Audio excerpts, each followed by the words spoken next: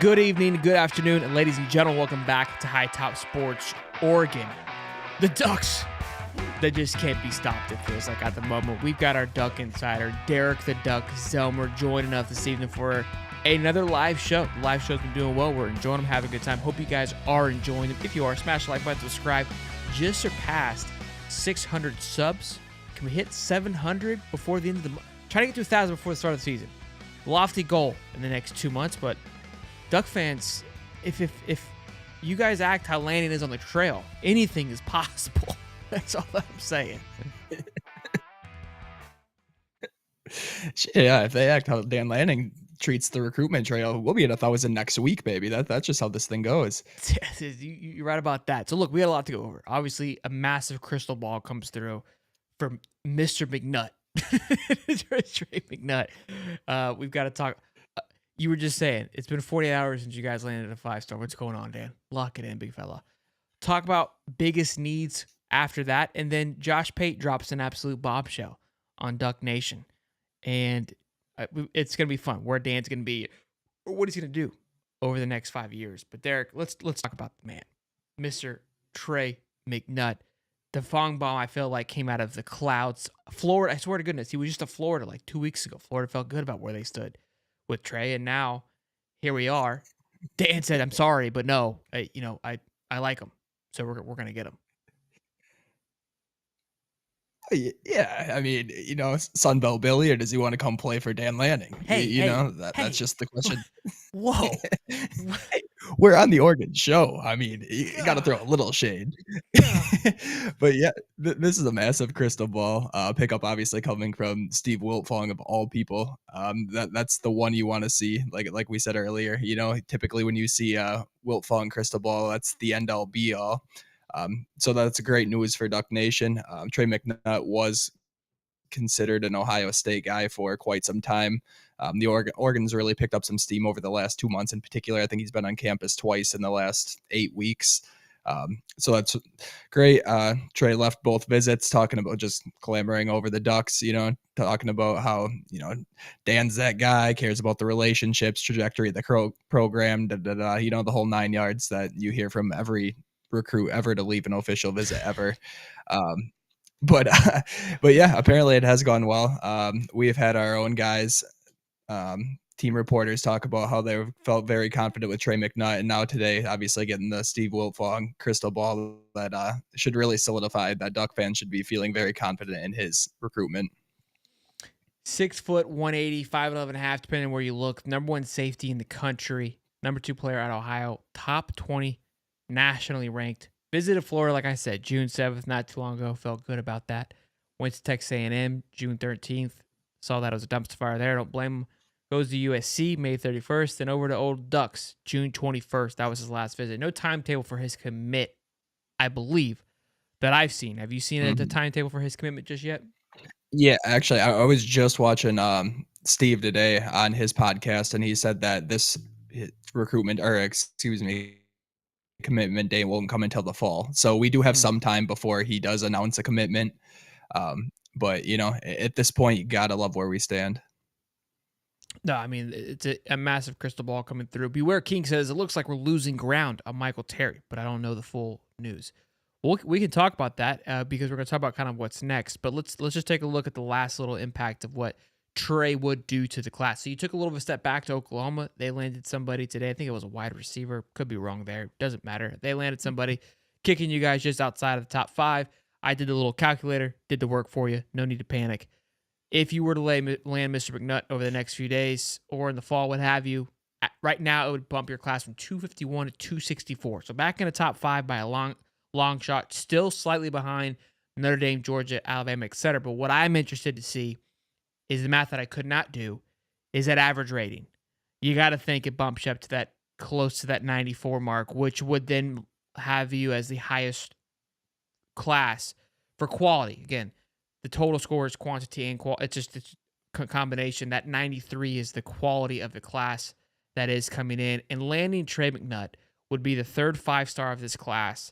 And at that point, it's a top 3 class lock, in my opinion. I mean, you are now going for the number 1 spot category, right? We've talked about it. We've talked about a few players that needed to happen. This is the guy. This is the last piece because look, you're gonna get the 4 stars and the big guys that come through. You needed one more guy like this, a top 20 player in the country that could rise and would even have a bigger impact to give you that offseason championship.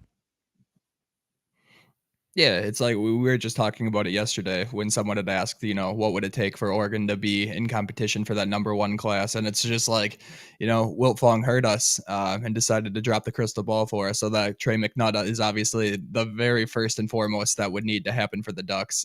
They would need to close out that commitment. Um, you know, there's a lot that would need to happen yet just to even be in that conversation. But yeah, almost the thing that I like more than where we stand even in just like the total rankings is that average right now. To see an average in that 93 range, it tells me, everybody you're landing is a very high quality player. There's lots of interest in their recruitment. So it's not like Dan Lanning's going out here landing a bunch of 3 stars, lowly 4 stars. He's just everyone that steps foot on campus seems to be a very high quality player, and Trey McNutt absolutely fits that bill too. No, absolutely. And look, moving up to that top 3 class would be absolutely huge. But let's talk again. 14 commits. It's crazy to think of what's next, but the class isn't done, right? You got more to go after. What you got?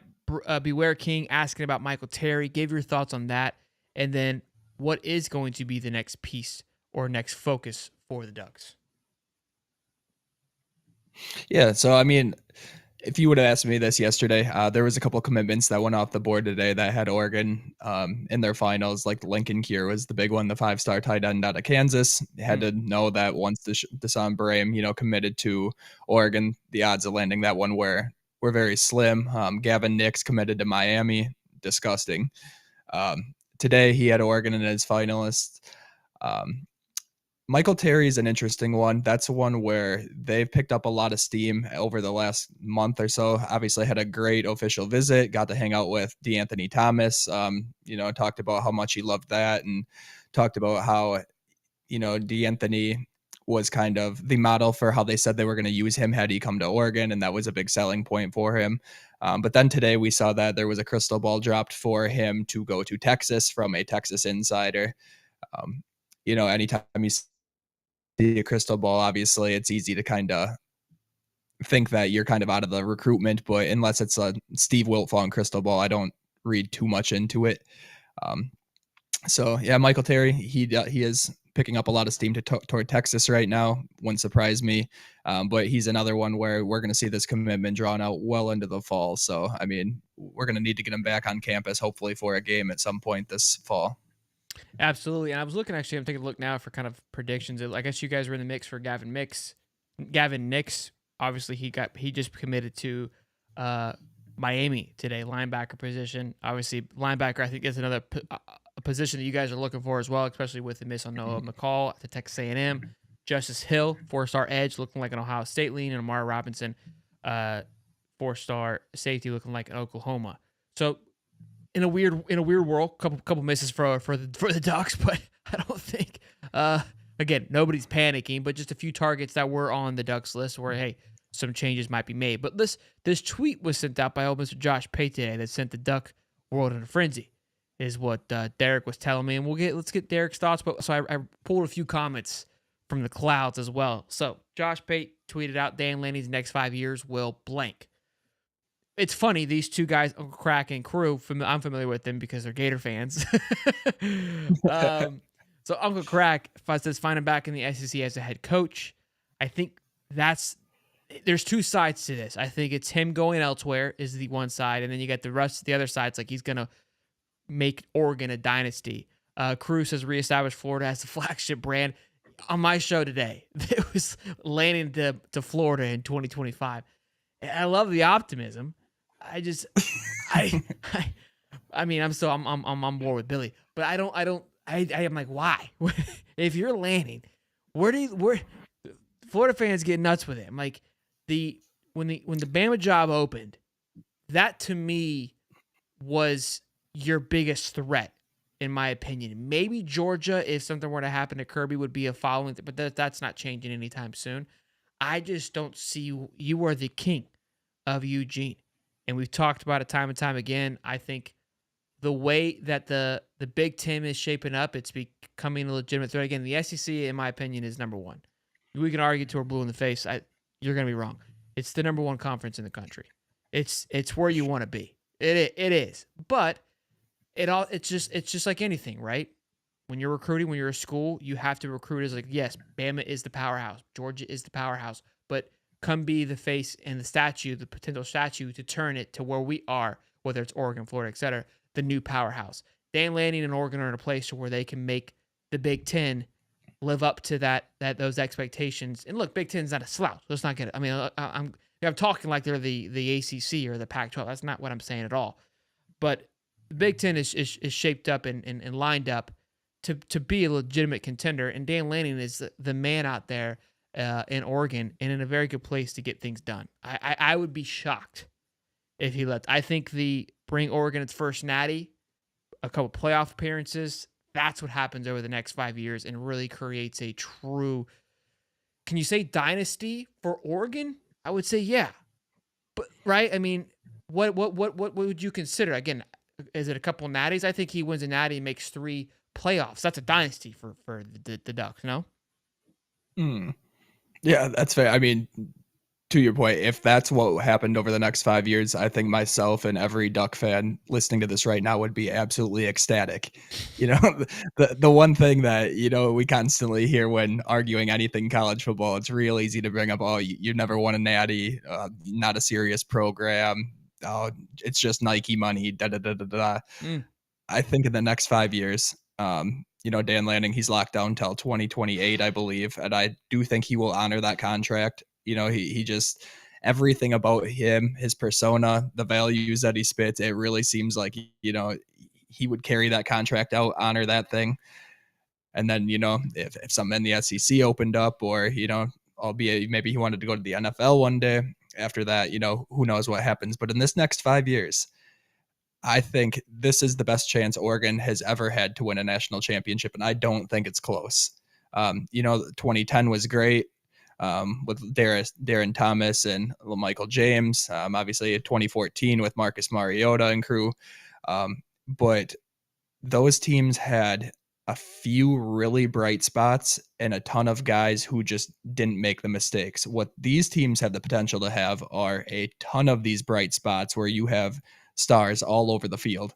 And that's something we haven't seen on an Oregon roster ever. And that's kind of what Dan Lanning's working toward. He's really trying to build that SEC brand, bring it to the Pacific Northwest, now in the Big Ten. And I think he's well on pace to do that. I do think he will get a national championship eventually. For me, it's really hard to sit here and say, oh, in the next 2, 3, 4 years, I don't know. But what I do know is that he has this program on a trajectory that, I would have begged for when Mario Cristobal was leaving. Everybody was all worried, up in arms. This is the best possible scenario that played out, was getting Dan Lanning and being where we are right now. And I think he has the world in front of him. I think a multiple college football playoff appearances, a national championship appearance at least, whether he wins it or not, that's to be seen. But I think that's kind of what we're looking at in the next 5 years from my perspective. Look, everyone's chasing the next Saban. Now we got to argue it's chasing how do we find the next Kirby? I think Lanning, he's not there yet, but I think he has the resume, the credentials, the landscape, the blueprint to become that guy. And I think you nailed it on the head that he's trying to bring that SEC dominance to the Northwest. And I think, why go be Saban at Alabama when you can be Dan Lanning at Oregon? And my thought process is like, go be the Dan Lanning, the Nick Saban of Oregon, right? Where you create that powerhouse and then you pass it. Like you could go be the guy for the next 20 years. And again, because of the situation that Oregon is now with the Big Ten, I think you guys kind of got treated like the ugly stepchild by being in the Pac-12. You weren't really the kings of the Pac-12. That was kind of the USC. You were the shiny, cool kid, new toy, like you said, the Nike school. So it was fun, but you didn't have the oomph. It was always USC's. And then for the last couple of years, Utah kind of it was kind of been passed around. Nobody really kind of owned it. And look, I know you're going into the Big Ten that is owned by Ohio State and the Michigans of the world, but you're already stuffing him in the locker. I think you can go in, and because the Big Ten already has a presence, and you can come in and own the Big Ten as quickly as it looks like you may be able to do. Again, you'll be in the conversation, and I don't think you'll have this what if feeling of should I go to the SEC, right? And I think that's always the big concern of Mhm. like that it's not the NFL. If you lose them to the NFL, I don't think you're as upset, right? I think that's just like, hey, it's like a Jim Harbaugh thing. Like, you did what you could here. I get it. You want to move on. You go to the SEC. I'd imagine you're punching, you're screaming. You're like, why? I, I don't think because of the landscape, because of NIL, because of where things are headed, that he needs to go down that path anymore to solidify himself as one of the greats. And I think that's the reason why coaches chase SEC schools is because that's always been the mecca of like, you got if you win here, you can win anywhere, and you're the shiz. And Mm. I don't think it's gonna I think that's gonna even itself out, if you will. Oh yeah, 100%. It just he gets there's so much criticism behind Dan Lanning right now, and I get it. He's in the media a lot. The media glamors over him. He's got a very unique style to himself. But it's like what you constantly hear is, oh, he has never won the big game so far. He's never done this. He's never done that. You're never gonna win a national championship. And fine, I get it. You shit talking your rivals. It's whatever. But then there's people who are like speaking these things and they actually believe this. This man has just completed his second year ever being a head coach. Being a coordinator, being an analyst, being an assistant, that's one thing. You're talking about taking over now P4 program, and a very prominent one at that. And you still have the people who are like, oh, but where's his national championship? What college coach do you know that has come in, won a national championship in his first 2 years, and has never hit a bump in the road? I, I don't know one. Not many. I just saw I the think the list right. I just is saw the graphic not one. yesterday. It was Kirby was on there. Obviously Nick Saban was on there. A lot of these great college coaches were on there, and it's just like how they started out their careers weren't even as good as Dan Lanning is right now. And that's not me No, saying Dan Lanning's going to be better Bama than them was whatsoever. yeah. Bama lost to Vandy, I think their first year, Saban's first year. It took I think Kirby what UL 5 6 Monroe at years. home. UM okay, Yeah, yeah, they lost at UL Monroe at that's home. right. That's right. UM Monroe. And what in Oregon's worst loss right now? I mean, the first game Dan Lanning ever coached got absolutely pummeled by Georgia. Fair enough. I get it. I That mean, one made sense to me. that's a hell of a game to Yeah, walk into, dude. I'm pretty sure they won man, a your national first one championship ever. that year. Yeah, they most definitely did. So it's like that's one where yeah, watching it, as a fan, I was punching my pillow that day. I'm like, what the hell do we got going on here? Who is this guy? What's he about? But ever since then, it's everything that we've seen out of Dan Lanning has led me to believe that like we got the best possible outcome when Mario decided to go down to South Beach. So Maybe the I'm best really thing that grateful happened for to you Dan was getting Lanning. your teeth kicked in, right? I mean, they kind of Honestly, unlocked the Dan Lanning that we see today. I mean, yeah, if we got to take a silver lining out of it, I hope it's that because Kirby, yeah, I think he poked a bear a little bit. You know damn well his first game or not, he did not like losing by 45 points on national television in his initial showing. We're Yeah, woke him up. Great question here for High Top Sports Recruiting. That's why we love doing the live shows. I hope you guys are enjoying it. If you are, again, smash the like button and subscribe. It goes, how do you feel about Miami fans saying Dan is the only winning because of Cristobal players? Can I step in real quick? Only because I But deal you with could these. Yeah, step all the way in. I do. I deal with these twats on a regular basis. First of all, Miami fans don't exist. They're not real. Okay, that's the first order of business. Secondly, it's like you have to ignore. It's unfortunate because they talk so much out of their ass that there's no legitimacy to their comments. So it's unfortunate because although this is a great question, it loses all pizzazz to it because of the source it's coming from. Like Miami, when you say Miami fans, like what does that even mean, right? Like those people don't exist, and the true Miami fans wouldn't even mention this, right? Like they don't even understand football that far out west. They don't leave their little cocoon down there with their 3 people at the stadium. It's pathetic. But I'll let you go. Yeah. I don't even know how to. There is Bunch of no likes. great place to start this question. First off, you take a look at an Oregon roster right now. Do you know how many people are on this current roster that were also on a Cristobal roster? I think we're sitting at 2, neither of which see the field. So that's kind of where we're at with that one. So I don't know where this whole yeah, that first comment I saw today when they're like, "Oh, these are Cristobal's players." I'm like, what year is this? You know, I don't know.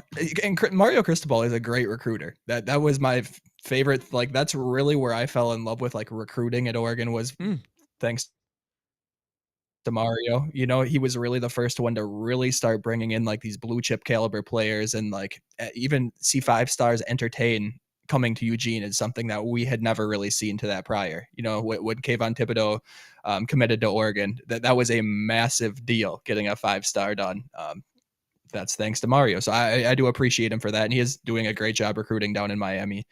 Um, too, I got nothing to say about his recruiting. Everything else though, dude, this year it was just so glorious seeing that Mario Cristobal, you know, decide not to take the knee in the Georgia Tech game and, you know, the comeback and, you know, just capping that off because it's not the first time that's happened and people really forget that one. I think it was like 2019 we were playing Stanford. You know, Oregon's top 10 team, Stanford is Stanford. You know, they're like the thorn in your ass. It doesn't matter how bad they are, they always play us tough, just what it is. Oregon had this game won, you know, they're driving ball fourth quarter. Oh, just decided to keep feeding CJ Verdell the ball and they fumble. Stanford picks up the ball, forces overtime. They end up losing. So Mario Cristobal is an enigma in himself. Um, Excellent recruiter, but I think that's about where it stops right there. I don't even think Dan Lanning and Mario Cristobal need to have their name in the same sentences. There's zero reason for that. So yeah, that's where I'll leave that one. That was a good old fashioned Oregon smackdown there. You know what I mean? Just slowly dragging him through the water there, like a slow drown. You know what I mean? Mhm. Hit him with facts, hit him with data, some stats, just a slow, just destroying of Mario Cristobal, and I was here for it. I kind of just went very personal about the goons of the fan base, but you approached it very well, very respectable. I love it. Oh, I mean, we've heard it for the last.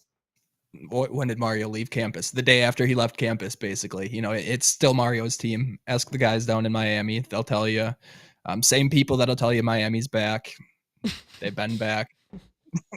You know how it goes. I swear to God, they look at their calendar and think it's 2001 still. So I don't know what's going on down there. It's a good time.